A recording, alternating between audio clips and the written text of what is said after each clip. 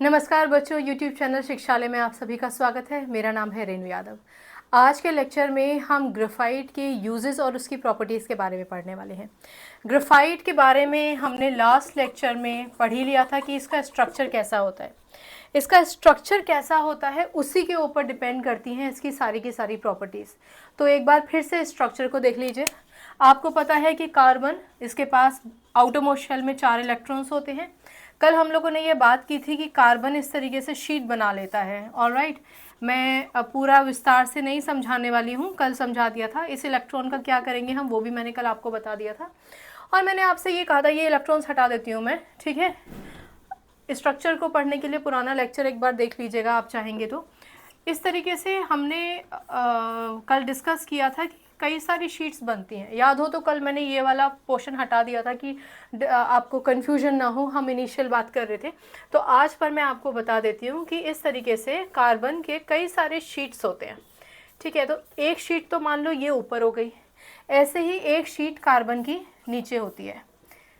कई सारी शीट्स होती हैं, बहुत बड़ा स्ट्रक्चर होता है। हम जितनी मुमकिन है उतनी शीट्स यहाँ पे बना के आपको दिखा देते हैं, लेकिन आप ये मान के चलिए कि कई सारे शीट्स होते हैं, ठीक। कल हम लोगों ने वैन डर वाल फोर्सेस का भी जिक्र किया था और आपसे कहा था कि उसको कहा ही जाता है वीक वैन डर वाल फोर्सेस, क्योंकि वो वीक होते हैं। अच्छा ठीक है, अब ये एक शीट हो गई, ये एक शीट हो गई। आपको याद है कल के लेक्चर से कि कार्बन और कार्बन के बीच में ये जो बॉन्ड होता है ये कोवलेंट बॉन्ड होता है, ठीक है।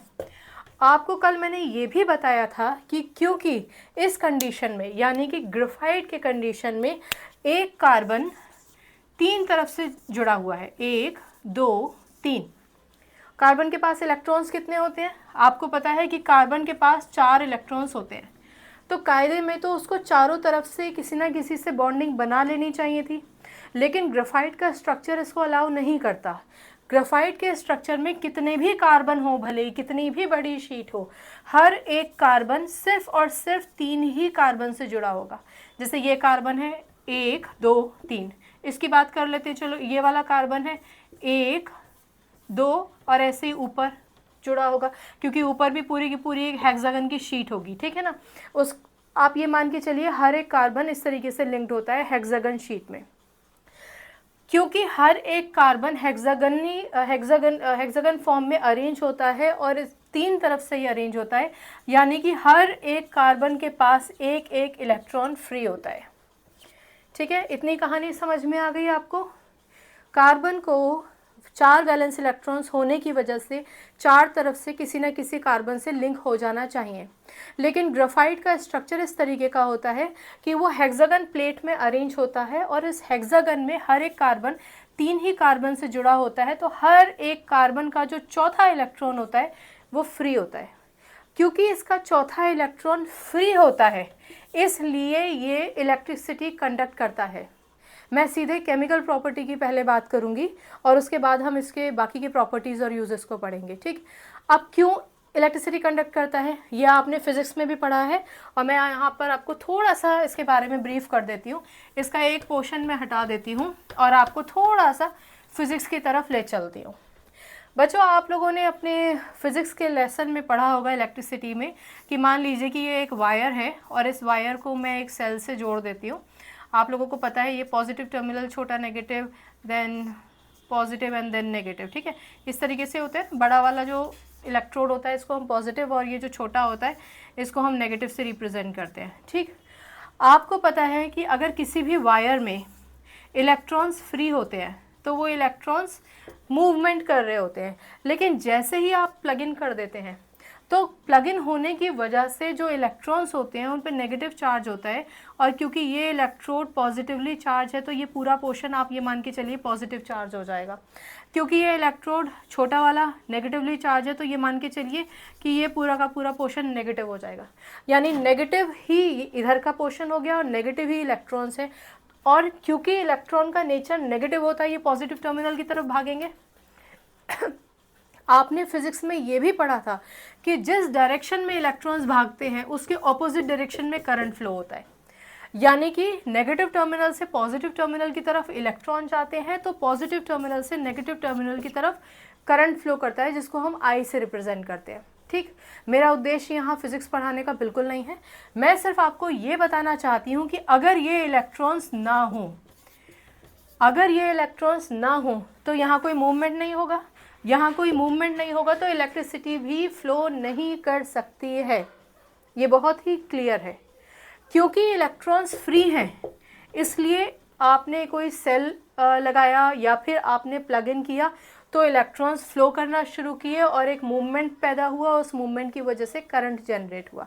यानी कुल मिलाकर अगर इलेक्ट्रिसिटी को कंडक्ट करने के लिए कोई रिस्पॉन्सिबल है तो दैट इज़ इलेक्ट्रॉन। और इस पूरे के पूरे ग्राफाइट के स्ट्रक्चर में हर एक कार्बन के पास एक एक इलेक्ट्रॉन फ्री है। यानी कि अगर आप ग्राफाइट को कोई भी फॉर्म में लेते हैं, भले ही वो आप, ये सेल है, किसी दिन मैं पूरे सेल के स्ट्रक्चर को इसको तोड़ के इसके अंदर का ग्राफाइट आपको दिखाऊंगी। तो क्योंकि इसके अंदर ग्राफाइट है, अगर आप इसको प्लग इन करने की ज़रूरत नहीं पड़ती है कि ड्राई सेल है, ठीक है। तो अगर आप इसको पॉजिटिव नेगेटिव टर्मिनल, आपको पता है रिमोट में हर जगह पर होता है, वो टीवी का रिमोट हो, एसी का रिमोट हो, आप बैटरीज में इस्तेमाल करते हैं, तो डायरेक्टली करंट फ्लो करने लग जाता है। या फिर बहुत ही सिंपल है, ये पेंसिल है, पेंसिल का ये लेड होता है ना, तो बचपन में वो मैकेनिकल वाली पेंसिल आती थी, टुक टुक टुक टुक करके उसकी लेड निकल आती थी। तो कई बार टीचर हमें समझाती थी कि इलेक्ट्रिसिटी कंडक्ट करते हैं, तो हम उसको स्विच बोर्ड में लगा के देखते थे और सच में छोटा सा, बहुत ही पतली उसकी नोक होती थी, नोक बोलते थे भाई हम तो, अब पेंसिल लेड बोलते हैं इसको ज़्यादातर लोग अंग्रेज़ी पसंद करने वाले लोग, तो हल्का सा झटका लगता था। यानी ये ग्राफाइट का है, इसलिए इसके अंदर जो इसके अंदर भी आपको ग्राफाइट का एक मिल जाएगा टर्मिनल, ठीक है ना। तो ग्राफाइट में इलेक्ट्रॉन्स फ्री होते हैं। क्योंकि वो इलेक्ट्रॉन्स फ्री होते हैं, वो मूवमेंट कर सकते हैं एक टर्मिनल से दूसरी टर्मिनल, यानी कि नेगेटिव टर्मिनल से पॉजिटिव टर्मिनल की तरफ, इसलिए करंट फ्लो होता है। तो क्योंकि पूरे के पूरे ग्राफाइट में ढेर सारे इलेक्ट्रॉन्स फ्री हैं, इसलिए ही ग्राफाइट इलेक्ट्रिसिटी को कंडक्ट कर सकता है।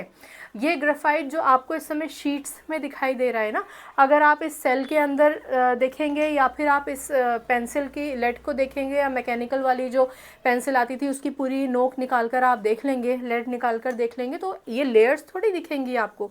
ये तो समझाने के लिए आपको विस्तार में साइंटिस्ट ने बताया कि इस तरीके का स्ट्रक्चर होता है।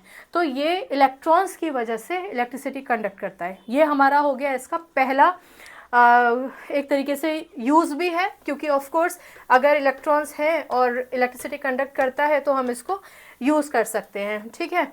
इसके अलावा इसका ये एक प्रॉपर्टी भी है। देन कार्बन से ही बना है ग्राफाइट। आपने देखा कि यहाँ 2 लेयर्स थी और सिर्फ कार्बन है। तो डायमंड की तरह अगर आपको ये प्रूफ करना है कि ये सिर्फ डायमंड से बना है, तो आप क्या करेंगे, ऑफ कोर्स इसको आप एक्सपोज करेंगे, एक टेम्परेचर देंगे, जलाने की कोशिश करेंगे, बर्न करेंगे। बर्न करने के लिए ऑक्सीजन तो डेफिनेटली चाहिए ही, CO2 गैस रिलीज होगा। पिछले लेक्चर में भी हमने ये बात की थी कि ये CO2 गैस रिलीज हो रहा है, इसको प्रमाणित कीजिए, साबित कीजिए कि CO2 ही है, कोई और गैस नहीं है मिलावटी। तो आप क्या करेंगे, स्लेट लाइम, जिसको हम लाइम वाटर भी कहते हैं, CaOH का होल ट्वाइस, उसको आप एक बीकर में लेंगे, ठीक है, और ट्यूब के ज़रिए CO2 गैस पास कर देंगे, ठीक। ये एक्सपेरिमेंट आपकी टीचर आपको डिफरेंट तरीके से करा सकती हैं। जब आप इस तरीके से करेंगे तो ये जो आपका स्लेट लाइम है जो क्लियर और ट्रांसपेरेंट होता है, ठीक है। लास्ट लेक्चर में मैंने ट्रांसपेरेंट कलर बोल दिया था, I am sorry, transparent is no colour. Transparent का मतलब ये आप आर पार देख सकते हैं, ठीक है। तो CaOH whole twice, slaked lime या फिर लाइम वाटर जो ट्रांसपेरेंट होता है, जब आप उसमें से CO2 गैस पास करते हैं तो ये हो जाता है मिल्की कलर का, ठीक है। CaCO3 बनाता है और H2O भी रिलीज़ होता है। लास्ट लेक्चर में H2O मैंने लिखा नहीं था, हालांकि शायद ही आपसे ग्राफाइट के केस में वो ये इक्वेशन पूछेंगे, बट फिर भी चलो पता होना चाहिए ताकि बैलेंस करने में दिक्कत ना हो इक्वेशन। तो ये CaCO3 बन गया और ये आपका मिल्की कलर का होता है। जैसे ही लाइम वाटर मिल्की हो जाता है, ये बात प्रमाणित हो जाती है कि ग्राफाइट सिर्फ और सिर्फ कार्बन से बना है, ठीक है। इलेक्ट्रिसिटी कंडक्ट करता है, सिर्फ कार्बन से बना होता है, CO2 गैस रिलीज़ करता है। CO2 गैस ही रिलीज़ हो रही है, इसको प्रमाणित करने के लिए स्लेट लाइम, जिसको हम लाइम वाटर बोलते हैं, उसमें से इसको CO2 गैस को पास कीजिए, वो लाइम वाटर जो ट्रांसपेरेंट और क्लियर था मिल्की हो जाएगा और इसी बात से ये प्रमाणित हो जाएगा। किसी दिन मैं इसका एक्सपेरिमेंट भी करके दिखाऊंगी, ठीक है। अब हम आगे की बात करते हैं। यानी ये तो हमारी केमिकल प्रॉपर्टीज़ और प्रॉपर्टीज़ हो गई इसकी। अब हम इसके यूजेस के बारे में बात करते हैं। यूजेस क्या होते हैं? ताला, लॉक अटक गया है, या दरवाजे का हिंज उस पर थोड़ी जंग आ गई है, तो लुब्रिकेंट का इस्तेमाल करते हैं ना आप। लुब्रिकेंट क्या होता है? जिस पे आप थोड़ा, जैसे ऑयल होता है, ऑयल आप लगा देंगे तो वो लुब्रिकेंट का काम करेगा, जो फंसी हुई और जाम चीज़ है उसको वो दोबारा से रिलीज़ कर देगा, ठीक है। तो इसी तरीके से जो ग्रीस होता है ना, उस ग्रीस में वो ग्रेफाइट का होता है। अच्छा, एक और चीज़ है, एक चीज़ पहले ध्यान दो। मैंने कल आपको ये एक छोटा सा स्ट्रक्चर जो बनाया था, मैंने आपको कल बताया था कि ये जो स्ट्रक्चर है 1 2, ये 2 लेयर्स हैं, आप इसको फ़िलहाल एक लेयर मानिए। 1 2 3 4 5 6 इस तरीके से लेयर होती है। कल हम लोगों ने ये बात की थी कि क्योंकि ग्रेफाइट इस तरीके से अरेंज होता है, ठीक है। एक लेयर ऊपर है, कई लेयर्स होती है, मैं एक लेयर की बात कर रही हूँ, और एक हेक्सागन लेयर नीचे है, ठीक है। आपको ये पता है कार्बन और कार्बन के बीच में ये जो डंडी है, ये बेसिकली कोवेलेंट बॉन्ड है। ये सैम्पल है, इस तरीके से आपको दिखेगा नहीं वैसे, और ये नीचे की लेयर है। और ये हमने क्या कहा था कि वैन डर वाल फोर्सेस है। Van der Waals forces week होते हैं, इसलिए इसको वीक वैन डर वाल फोर्सेस भी कहते हैं। ये हमने कल डिस्कस किया था। हमने ये भी डिस्कस किया था कि थोड़ा सा भी टेम्परेचर या प्रेशर इंड्यूस करेंगे अगर आप, तो ये इस लेयर के ऊपर एकदम स्लिप कर जाती है। ऑफ कोर्स स्लिप कर जाती है, इसलिए ग्रेफाइट स्लिपरी होता है, सॉफ्ट होता है, स्लिपरी होता है, क्योंकि स्लिप कर जाएगा या टेम्परेचर दोगे या कुछ करोगे और तो इसमें इलेक्ट्रॉन्स रिलीज होते हैं, जिसकी वजह से इलेक्ट्रिसिटी कंडक्ट होती है, ठीक है ना। ये भी एक रीज़न है। तो यूजेस में हम जब बात करते हैं तो इसी सॉफ्टनेस का इस्तेमाल करते हैं, क्योंकि ग्रेफाइट सॉफ्ट होता है, स्लिपरी होता है। वैसे ये ग्रे कलर का होता है, डार्क ग्रे कलर का, और ओपेक होता है, आप इसके आर पार नहीं देख सकते हैं, ठीक है। इसलिए ये लुब्रिकेंट की तरह इस्तेमाल किया जाता है, ठीक, लुब्रिकेंट की तरह इस्तेमाल किया जाता है। ग्रेफाइट का एक और सबसे बड़ा इस्तेमाल ये है कि ऐसा नहीं है कि आप इसको लुब्रिकेंट की तरह ही इस्तेमाल करो, नहीं, आप इसके पाउडर को भी इस्तेमाल कर सकते हो, ठीक है। ये नॉन वॉलेटाइल होता है। नॉन वॉलेटाइल क्या होता है? नॉन वॉलेटाइल का मतलब होता है जो अपने स्टेजेस चेंज नहीं करता। यानी ऐसा नहीं है कि आपने कोई पर्टिकुलर तेल है उसको थोड़ा सा धूप में रखा तो वो धीरे धीरे उड़ना शुरू हो गया, या फिर उसका जो नेचर है वो बदल गया, ऐसा नहीं होता।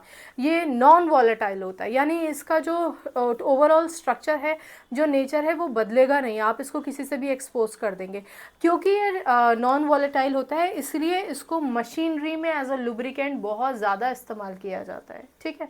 तो सॉफ्ट एंड स्लिपरी नेचर भी एक मददगार रहता है इसको मशीनरी में यूज़ करने के लिए, और क्योंकि नॉन वॉलेटाइल होता है तो इसलिए इसका जो इस्तेमाल है वो बहुत ज़्यादा होता है। इसको हम ना केवल लुब्रिकेंट की तरह यानी कि ग्रीस फॉर्म में इस्तेमाल करते हैं, बल्कि इसको हम पाउडर्ड फॉर्म में भी इस्तेमाल करते हैं। इसके अलावा मैंने आपको बता ही दिया है कि ये ड्राई सेल्स में इस्तेमाल होता है, इसमें अंदर रहता है, ठीक है। इलेक्ट्रोड जो होता है इसके अंदर वो कार्बन का ही होता है, ठीक है। मैं किसी दिन खोल के बताऊँगी। पेंसिल की लेड में अच्छा खासा इस्तेमाल होता है ग्रेफाइट, आप देख सकते हैं, और मार्केट में अलग अलग किस्म की आपको मिल जाएंगे पेंसिल्स, तो वो भी आप देख सकते हैं कि ग्रेफाइट उसमें होता है। ग्रेफाइट को अगर आप टेस्ट करना चाहते हैं कि इलेक्ट्रिसिटी कंडक्ट करता है या नहीं कंडक्ट करता, तो मेरी राय में जो पेंसिल्स होती थी ना टुक टुक वाली, जिसको मैकेनिकल पेंसिल कहते हैं अंग्रेज़ी में, उसकी जो लेड होती थी जिसको हम नोक कहते थे, वो बहुत ही पतली होती है, बहुत ही पतली होती है। तो अपने पेरेंट्स के साथ आप देख सकते हैं, पेरेंट्स को ही बोलिए, और पेरेंट्स के साथ आप उसको देख भी सकते हैं, टीचर की नॉलेज में आप उसको जज करके देख सकते हैं। वैसे ये सब करने की ज़रूरत नहीं आपको पड़ेगी, क्योंकि जो ड्राई सेल होता है इसके अंदर जो इलेक्ट्रोड है उसी की वजह से आपका टीवी चलता है। इसका चार्ज ख़त्म, टीवी बंद, ठीक है। वैसे टीवी देखना इस समय कोई उम्र नहीं है, पढ़ाई पे फोकस करो, ठीक है। तो फिलहाल ये ग्रेफाइट के कुछ यूजेस थे, ग्रेफाइट की प्रॉपर्टीज़ थी, और कोई डाउट हो तो पूछिएगा। और हाँ, एक और बात है, अगर ये बोर्ड पे कुछ ठीक से नज़र नहीं आता है ना, तो प्लीज़ मुझे कमेंट में बता दीजिएगा, क्योंकि आपको क्या रिक्वायरमेंट रहती है उधर से, ये हम अपनी तरफ से जज करते हैं, पर आपका जजमेंट एक अलग जजमेंट होता है, राइट। चलिए, केमिस्ट्री में कोई भी डाउट हो तो 1000 बार पूछिए, केमिस्ट्री से अपनी केमिस्ट्री अच्छी बनाइए, शिक्षा ले आइए। चलिए, अगली बार मिलने तक अपना ख्याल रखिए, खुश रहिए, आपकी जय हो, ऐसा काम ज़रूर कीजिए। नमस्कार। ओ